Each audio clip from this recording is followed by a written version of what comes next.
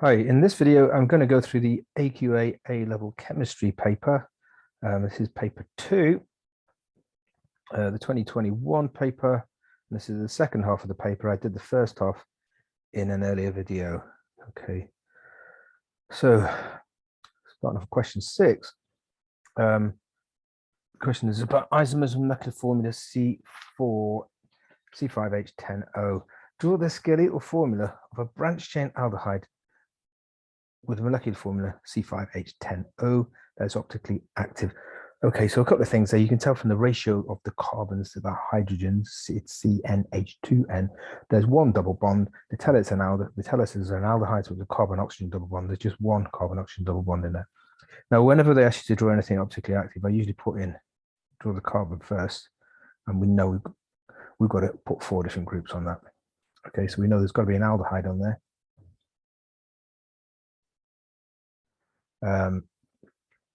We can have a hydrogen on there. And the next thing, we can't have another hydrogen. We've got to put a methyl on. That's the next least complicated thing. And then all we've got left now is we've got an ethyl group. There, so you can see you have got 4 different groups attached to that carbon. That's the asymmetric one, optically active. Okay. And it is C5H10O. Right, describe how you can distinguish between separate samples of the 2 enantiomers of this compound. Okay, so how do you distinguish two enantiomers? Use plain polarized light.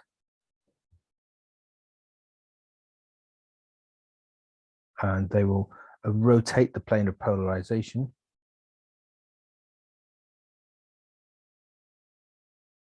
In opposite direction. Polarization. Yeah. Okay, for 2 marks. Okay. 6.3. Now here we have got the same formula C5H10O, and we've got to draw a compound which shows both optical and geometric isomerism. Okay. Now, as I said before, that ratio of carbons to hydrogens is CnH2n. So there is only one double bond there. Now, for it to be Ez, we know it must contain a carbon-carbon double bond. So I'll start off with that there. Right. So let's have a think there. What we could put on those. So we need 2 separate groups on each of those carbons for it to show Ez isomerism. So let's keep it simple. Let's put an H on that one. Now I'm going to deliberately go down the wrong track here. Let's put an OH there. So that means we have now got we've got 3 carbons left. So I can put a CH3 there. There's going to be a problem there. That's not going to work because there's no optically active, there's no asymmetric carbons there. So I think this OH we can't use that up there. Okay, we've got to take that off. I think let's go for this one here. Let's try and put the OH on this. I'm going to make this carbon the asymmetric one. So we've got the OH, we can have an H. What else can we have attached to it? CH3. Yeah, we have got 3 different groups here, and I've got 1 carbon. I've only drawn 5. Let's see, 1, 2, 3, 4, 5. That's not going to work there, is it?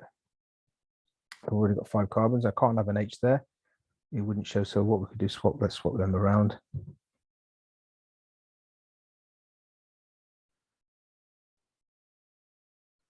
Okay, so the sort of thing, rather than just give you the right answer, the sort of blind alleys you may lead yourself into when you're trying to work out these. It's usually a bit of a trial and everything. So that would do. Now, which isomer is that? Well, we've got the 2 high priority groups, the big groups, basically. We've got that one and that one. They're on the same side, so that's the Z isomer. And if I want to draw, so I'll put that in the Z isomer box there. And if you want to draw the E isomer, well, you can just swap these 2 groups around. So we'll get rid of the methyl there.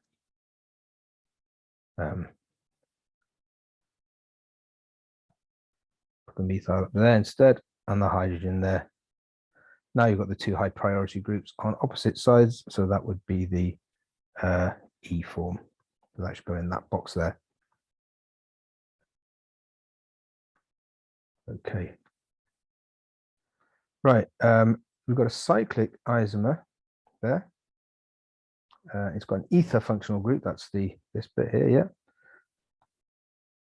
And it's only got 3 peaks in its 13C spectrum. Okay, so just to check that, look, we've got these two are the same, yeah.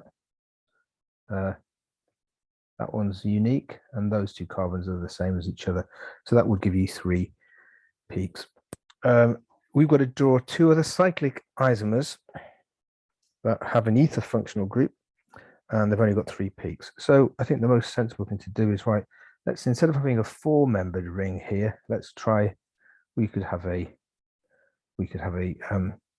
6-membered ring, or a 5-membered ring, or a 3-membered ring. Let's just, and again, I'm not going to give the right answer straight. Well, I'll try it out. Let's do the 6-member ring. So we saying if we had that, so we've got 5 carbons, a cyclic ester, right? So yeah, those 2 are the same as each other. Those 2 are the same, and that one is different. So that would give us 3 peaks. So that's one of the right answers. Let's try one with a 5-membered ring in it. So cyclic. Now I've only got 4 carbons there, so we need to put a methyl on somewhere. So let's say put it there. Now you can see there that that's not going to give you only 3 peaks. I think each one of those carbons is, each one of them is in a unique position. That one's different. That one's different. That one's different. That one's, so that would give you 5 peaks. So that's not going to be the right answer. And I don't think it's going to make any difference if you move that methyl group anywhere else. You're still going to end up with 5 peaks, yeah. So that's a non-starter. So let's go for the 3-membered ring, which would be, that would be a lot of bond strain there. So far we've only got 2 carbons there. So we need to put 3 other carbons on. So we could put 2 methyls on that one, on 1 methyl on that. Well, that's not going to work. That's because you can see that is going to give you, right, these 2 would be the same. They'd be the same. That one would be different. And that one would be different. And this one here would also be different. So that would give you 4 peaks. So that's not right. That's not going to work. So we really now need to find another one with a 4-membered ring. Okay, so let's try just the original one, and let's try and put the methyl group somewhere else. Okay, let's put 1 there and 1 there. How does that work? These 2 are the same as each other. That one's different, and then these 2 methyls are the same. It's symmetrical, isn't it? So that would give you 3 peaks. So that's the other one. Okay, so they're the 2 possibilities, I think, there. Okay. Question 7, okay, about infrared spectroscopy here there. So we've got this compound here, C4H8O. Okay, see that there. So once again, let's just have a think about that. So it's CnH2n, so that contains a double bond. It could either be a carbon-carbon double bond, or it could be a carbon-oxygen double bond. That's going to help us a little bit. What functional group does K contain? Right, so if you look at this, some of these, it definitely can't be an amine or a nitrile because there's no nitrogen in that compound. It's C4H8, okay? So we can forget about all of those. Right, so what functional group is there? Well, all of this stuff is the fingerprint region, of course, so we can kind of ignore that. So the peaks we've got there, well, that's not much help. That you should recognize that is a carbon-hydrogen. The carbon-hydrogen bonds absorbing there, so that's not very helpful at all. This one here, now we need to look, I can tell straight away, well, it could either be that or that. You can tell from the shape of it, if you're used to looking at these spectrum, that it is almost certainly a carbon-oxygen double bond, because the carbon-carbons are not nowhere as deep as that. But we need to confirm that with the numbers. Well, if you look there, look, that peak is at 1700 there, which is just a little bit too low. The range is a tiny bit too low for that carbon-carbon. That goes up to 1680, so it is almost certainly a carbon-oxygen. It is a carbonyl functional group. That's the answer.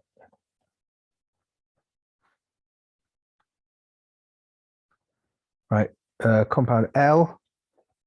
Okay, so this is C4H7NO.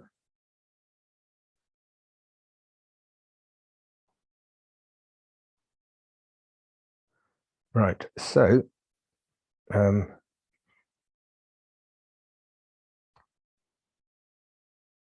now what functional groups have we got there?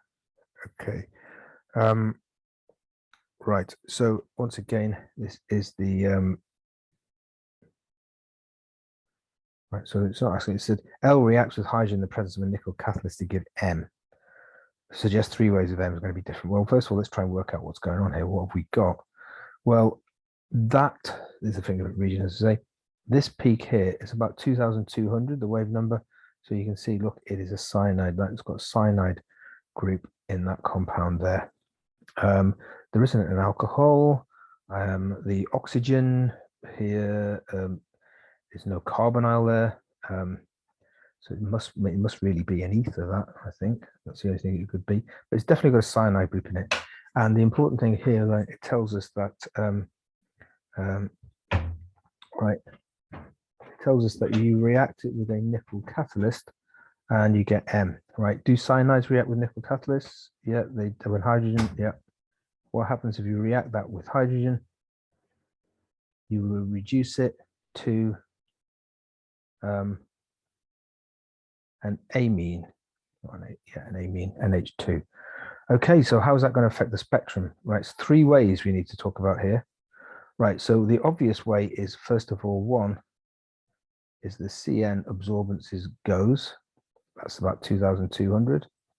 That's going to disappear, that little peak there. Secondly, we've got an amine now, which we didn't have before. So we are going to get an amine peak about 3,300 odd. And the third one, well, of course, if you change the compound, then the fingerprint region is also going to change.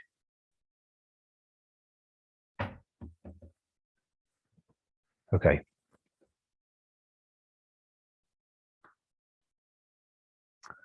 Right. NMR spectrum now of this C3H7ClO. Right, now what we have to do is we have to work out, deduce the structure of Q. Okay, so what are we going to say here? Right, let's just look at the numbers of the, so we've got C3H7ClO. Now, a chlorine will behave, that's like having C3H8. So chlorine forms 1 bond, hydrogen forms 1 bond. Okay, so we can see there we've got CnH2n plus 2.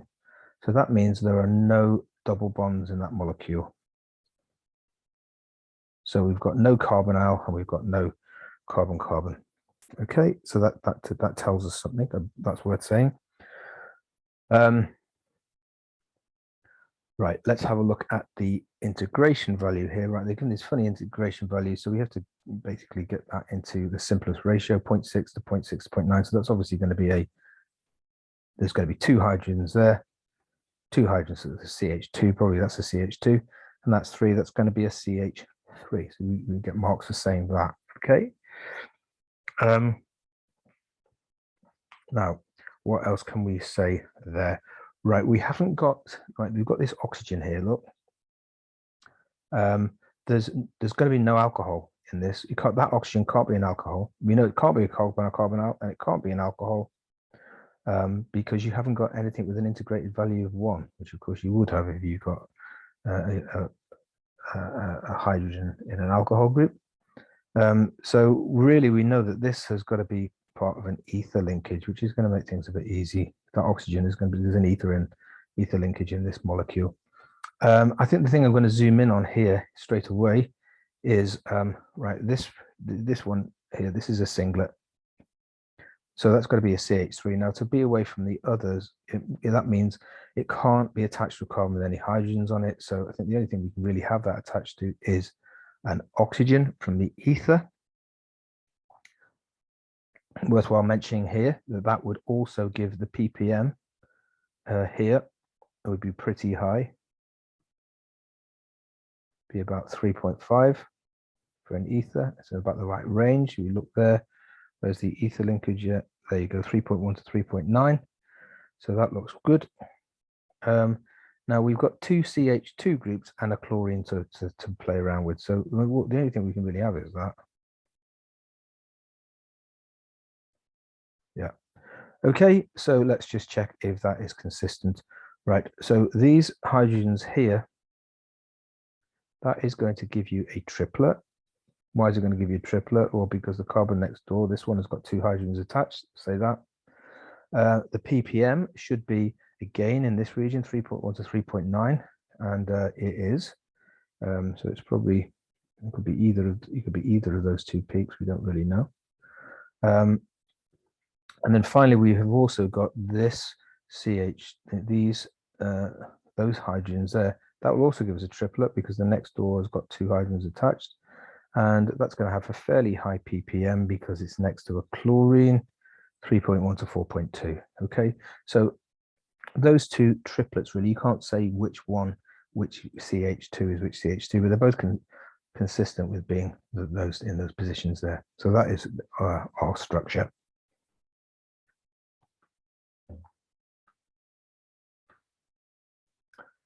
Okay, so here's about organic synthesis now. So you're making a diester. Yeah. So you've got the two ester linkages there. You've got that one, and then you've got that one. Okay, so that probably been made from this diol here. It said that. Right. So let's see what could be going on here. Right. Now they've done a funny little trick here. Look, they've got one oxygen on that ring there, but they've ended up with, so you've got one hydroxide there, but you've got two on this one here. So how have they managed that? Well, if you think about it, the way that they've done that is they have got rid of that. They've dehydrated that here to form an alkene. And then if you react that alkene with bromine, Br2, you're going to stick a bromine on each of those positions there. That's what they've done. And then they've done a nucleophilic substitution to replace the bromine with the NOH there and an OH there. So that's overall, that's what they've done. Let's go about answering the questions then. Okay. So, right, the type of reaction is step one. What they're doing there, they're removing an OH and they're removing a hydrogen from that one there. So they're removing water, so it's called dehydration. You get away with saying elimination, but elimination of water, but dehydration. And the reagent you need, well, you needed conch sulfuric or conch phosphoric. Okay. And that's one of the required practicals, isn't it? That's what it is. It's actually cyclohexanol, and you make exactly that, cyclohexene. And in the required practical, you use conch phosphoric. Conch sulfuric will work as well. Okay, the next bit of the question then. State the reagents needed and give equations for step 2 and step 3 and show what G is. Well, what I said there, what's been going on here is you've added bromine in step 2, haven't you? So let's just write down what G is going to look like. G is going to look like that. Electrophilic addition of bromine to an alkene. And you get a dibromo alkane. Right, let's write down the equation for that. So I write down the equation using skeletal form. That's fine. So we're going to have that plus Br2. Just goes to that. That's the equation. Step 3, how are they going to do step 3? Well, I said earlier that you're going to replace those bromines with an OH, and that's nucleophilic substitution. And for that, you'd use sodium hydroxide. So here for step 3, you're going to have dibromo, sodium hydroxide, the OH minus would react, the Na plus is a spectator ion. We're going to need two of those because we're going to in two positions, aren't we? And so you're going to get the diol, and the bromine will come off as Br minus, and the sodium's there, so it's 2 NaBr. Let's say the sodium ions, the Na plus ions are spectator ions there. Right, so that's question 8.2 done. Right, 8.3. Okay, so the diol reacts with ethane dioyl chloride. So it's an ethanoyl chloride or an acid chloride, yeah. It's got one on each end of the molecule. So how does that, we're going to form an ester. Well, you should know that this is nucleophilic addition followed by elimination. That's the name of it. Right, let's see how does that go. Right, let's complete the mechanism. Okay, I'm going to draw that a bit more. Okay, draw that here. So I want to put my, show the OH on that one. Right, that's going to react with the ethanoyl chloride. And right, so the first step in the mechanism is that lone pair on the oxygen is attracted, is going to go move on to that carbon because that carbon is delta positive. Okay, and as that happens, that carbon has now got too many bonds, so one of the pi bond is going to break and go into that oxygen. So let's draw the intermediate there. So we're going to have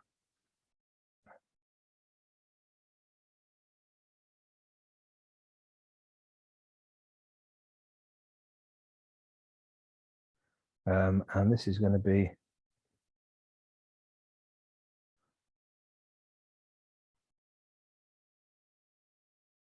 right, that's like that. Now this oxygen has now got a negative charge on it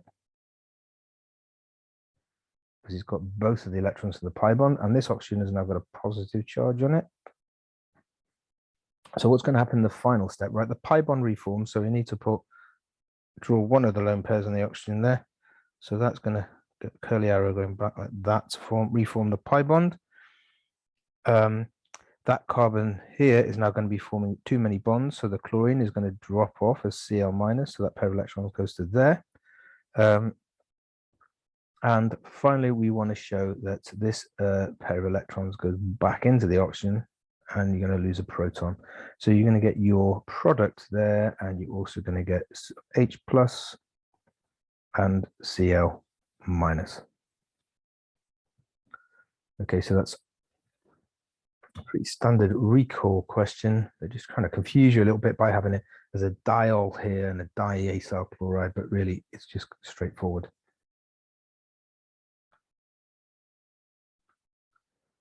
Okay, suggest why chemists usually aim to design production methods with fewer steps. Why fewer steps? Well, each time you do a step, you won't get 100% yield. So the more steps you got, you get a lower yield. So you fewer steps, higher yield. And a high percentage atom economy. Well, that's good because you make less waste. So producing more chemical, which is useful, and not less waste chemicals. Okay, so this is about the ozone free radical substitution reactions. Right. Why is the ozone layer beneficial for living organisms? Well, it absorbs UV. And why is UV not great for living organisms? Because that causes mutations.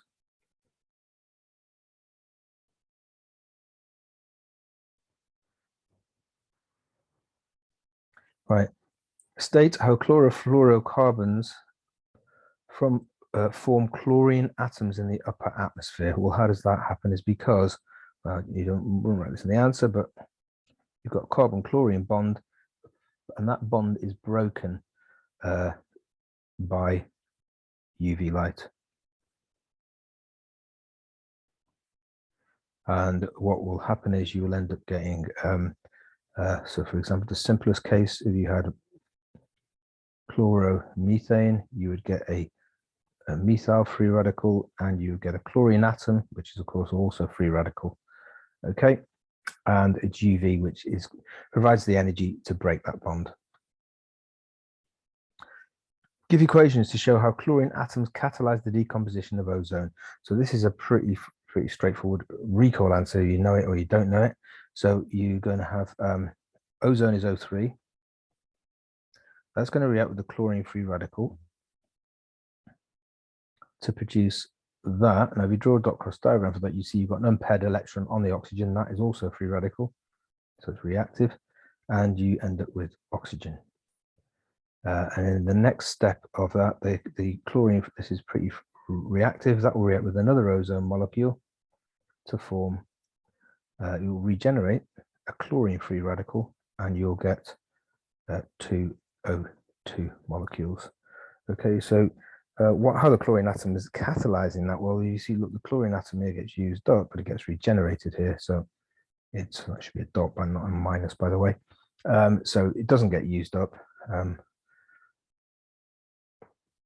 So it's effectively acting as a catalyst. Right, hydrofluorocarbons have been used in place of CFCs. In the mechanism to make HCFC from fluoroalkane, 2 incomplete steps are shown. You've got to complete the mechanism. Okay, so what's happening here? We've generated a free radical, and that is because a chlorine atom has removed, so we must have had we've got CH2, F2, and a chlorine free radical. The chlorine free radical has taken one of the hydrogens away from that to form the HCl there, and left behind this other free radical.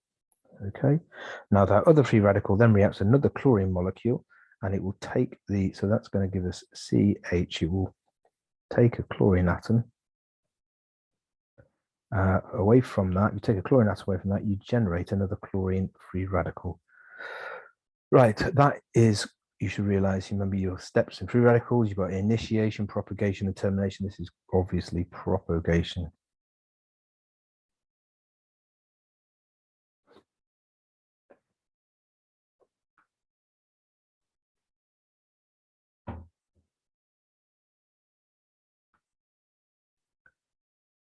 Okay, end of question. On to question 10. This is about rates of reaction now. Okay, so this is a really quite a hard question, I think. Okay, because it kind of, you need to know about this reaction, which is not on the spec, but if you are familiar with it, because it has come up, this reaction has come up a lot past papers. It's quite a well-known reaction. If you do know that, it makes the question a lot easier to answer. Right, so you've got propanone reacting with iodine there, and to form that product.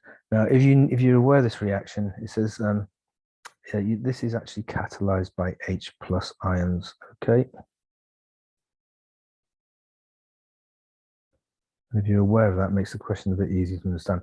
So what have they done? They've got some propanone, and they've added some hydrochloric acid. They've added that because that's a catalyst, and the reaction is very slow without it.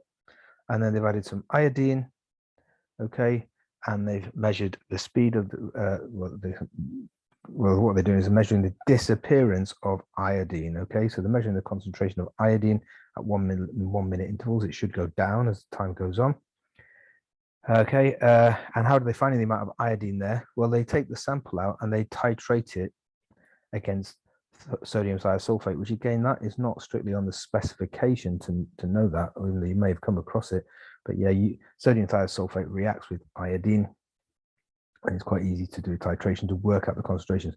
So what they've got here is they've got this reaction vessel here with the reaction going along in it. So you've got your propanone and your iodine in there, and your acid catalyst. And what they do is they take samples, small samples out, put it into a conical flask, and they do a titration against thiosulfate to find out the concentration of iodine, or the amount of iodine in each of that sample. Of course, it should go down as time goes on, as the iodine is being used up.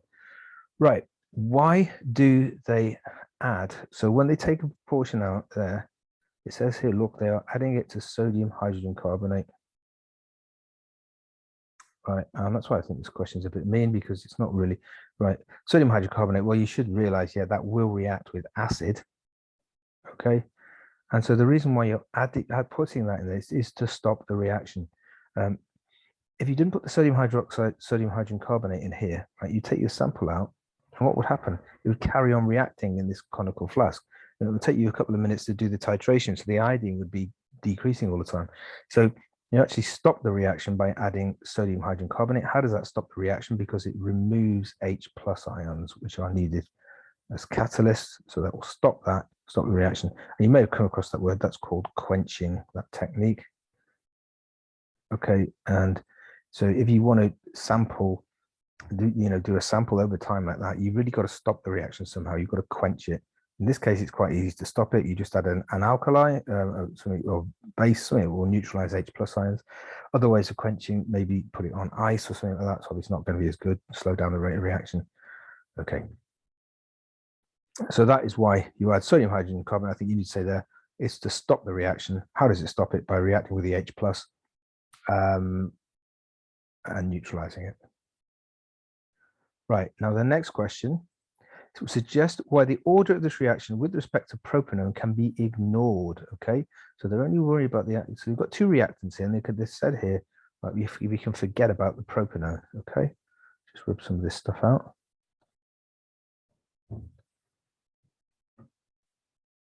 Okay, well, why can we ignore the propanone? Well, we've got propanone, and they're interested in the order with respect to iodine. They're saying the propanone, we can ignore it. Why can we do that? Just what's the wording of the question? Why the respect to propanone can be ignored? Right, now it's all to do with the amount of propanone. If you look at the amount of propanone you've added there, look, you've added 25 centimeters cubed of 1 mole per decimeter cubed, which is a lot. Look how much of the other reactant, the iodine you've added 25, so the same volume, but not of a 1 mole per decimeter cubed. Look, that's 200 times less concentration than 1 mole per decimeter cubed. So that the reason why we can ignore the propanone is the propanone is in massive excess. So 200-fold excess. So that means the concentration of propanone can be considered to be constant. So it doesn't drop significantly during this reaction. The iodine concentration will drop because you've got so much propanone there, it's essentially going to stay the same. So we can ignore the order with respect to propanone. I say that is, you needed to look at the amounts there in the question. But that's a very common technique, actually. That one is if you want to just investigate the order with respect to one reagent, make sure you've got the other one in a very large excess. And that theme comes up a lot in these questions. Right. Now,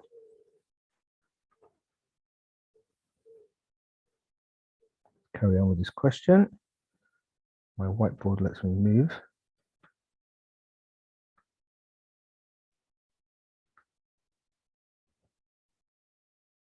Let's try this.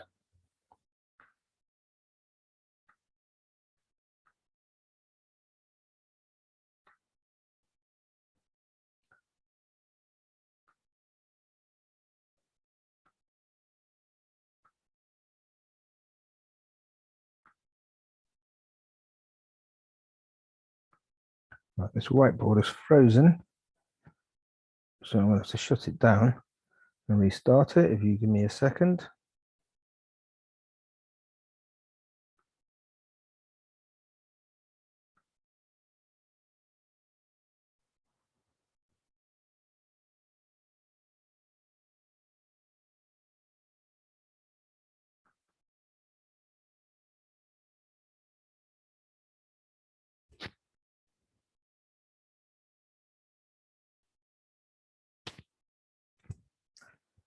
Okay, so hopefully this will now let me move it here. It's going to let me do it. All right. Right. Sorry about that. Right. Okay, let's do this now. next part of the question, the volume of sodium thiosulfate. So what they did was then they took out this and they titrated against sodium thiosulfate, yeah, here. And the amount, the volume of sodium thiosulfate is proportional to the concentration of iodine in the beaker. Okay, so the higher the volume, the more iodine. And you can see, look, the concentration is dropping as time goes on, as you'd expect it to, because the amount of iodine is going down because it's being used up in the reaction, and that means you need less thiosulfate in the titration. Then you've got to draw a graph, which is very easy. So they give you those axes there, and you've got to use those results. So they give you this set of axes.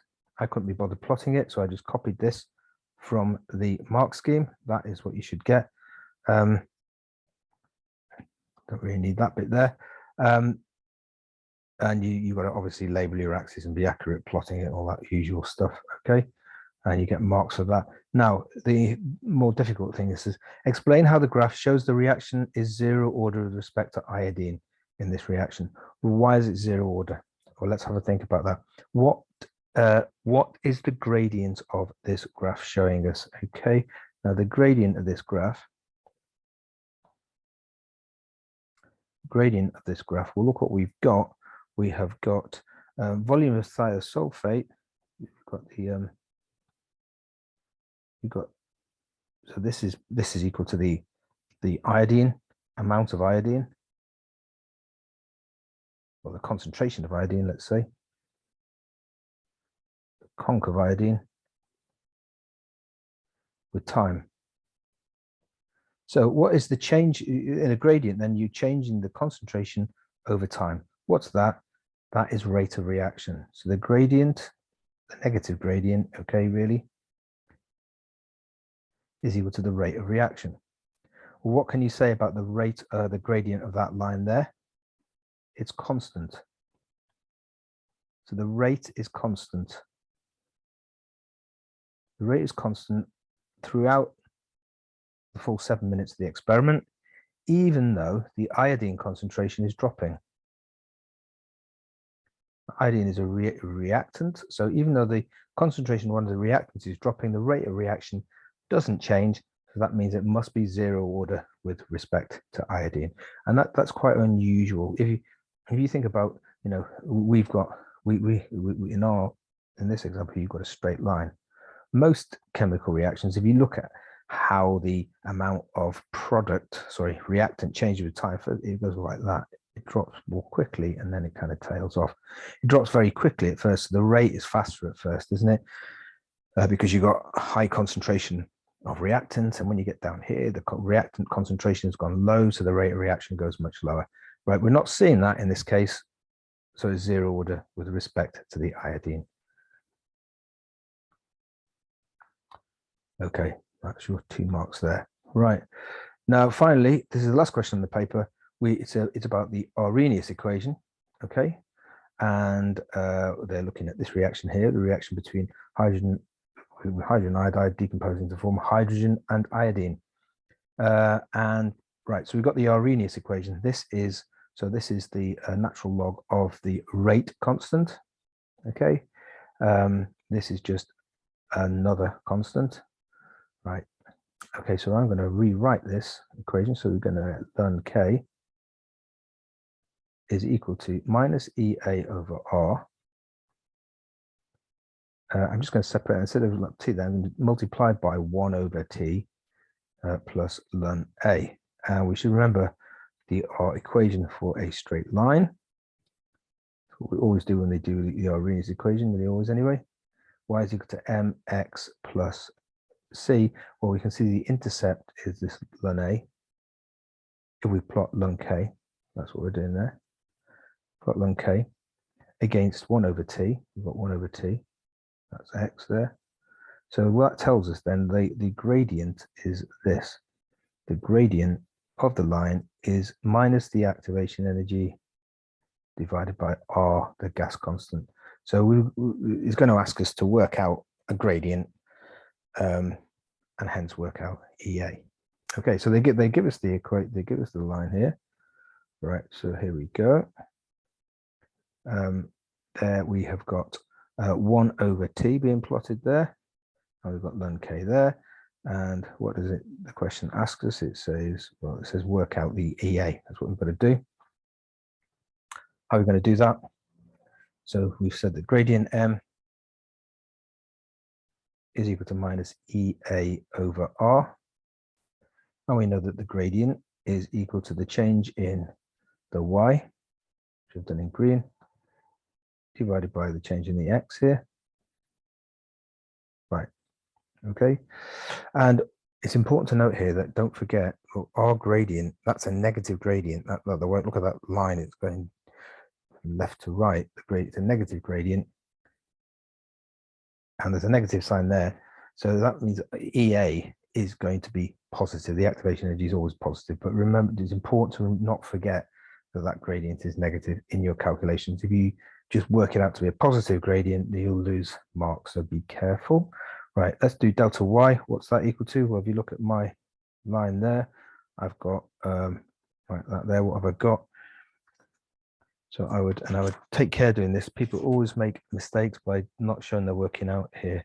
So I would take your time, show the working out. Right, the gradient there, y, is going to be, look, we've got minus 14 down at the bottom there, minus, and up there, I think that's about 3.4. Yeah, 3.4. So the change in y is negative, then that gives us, and that's important to give us the negative gradient. That is going to give us minus 10.6. Let's do a change in x. A bit more straightforward because it's right. So it's going to be we've got up there. I think it's not quite that. It's 0.00, not quite 18179 minus that's what we've got there, and there that's minus 0.0013. That gives us 4.9 times 10 to the minus 4. So we've now got the values of delta y and delta x to put into the gradient. Let's work out the gradient. So m, change in y, minus 10.6, divided by the change in x, 4.9 times 10 to the minus 4. That is equal to 179,767. Now, what's the units of the gradient going to be? Well, it is actually going to be joules. Well, let's see what it's going to be. So that's minus, by the way.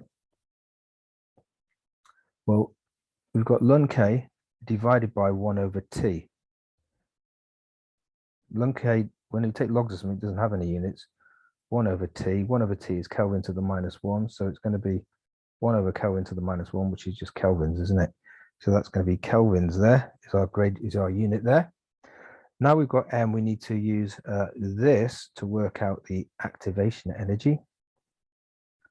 Right, okay, so EA is equal to minus, rearrange that equation there, look. We have got m is equal to minus EA over R. So that means EA is equal to minus gradient multiplied by R, the gas constant, which they tell us. Now the gas constant is 8.31, and importantly, it's got units of joules per mole per Kelvin. So let's put the numbers in there. So EA is going to be minus times minus 179,767 multiplied by 8.31, and that gives us, those minuses are going to go.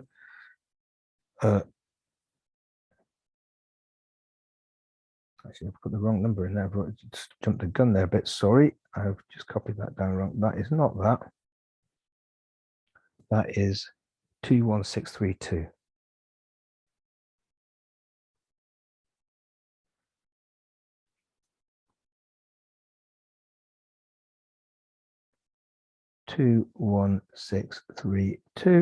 Let's Multiply by that by 8.31, and that gives you 179,767. Now, what's the units of that going to be? Well, the R is joules per mole per Kelvin. Yeah, there we go. And we said the gradient has got a unit of just Kelvin. So what's going to happen to that Kelvin? Kelvin times Kelvin to the -1, that's going to disappear. So that's going to be in joules per mole. Importantly, it's joules per mole, not kilojoules per mole. So let's convert that into kilojoules per mole and give it to 3 significant figures. That gives us, well, that gives us 180 kilojoules per mole, and that is positive value, okay, because we've got rid of these 2 negatives here, right? As I say, right, so main mistakes there is people will not realize that's joules per mole. They might think it's kilojoules. If you look at the units of everything, you can see that it is joules, not kilojoules. If you don't like playing with units, just remember when you do these that, well, that's in joules per mole. So your answer is going to be, that's in joules per mole per Kelvin. Your answer is going to be in joules per mole, not kilojoules. The other thing is because, right, you've got a negative gradient there. And if you work that out to be positive, then your EA is going to be worked out to be negative, which is wrong. And so you'll lose marks if you do that. So don't forget the gradient's negative. And that is the end of the paper.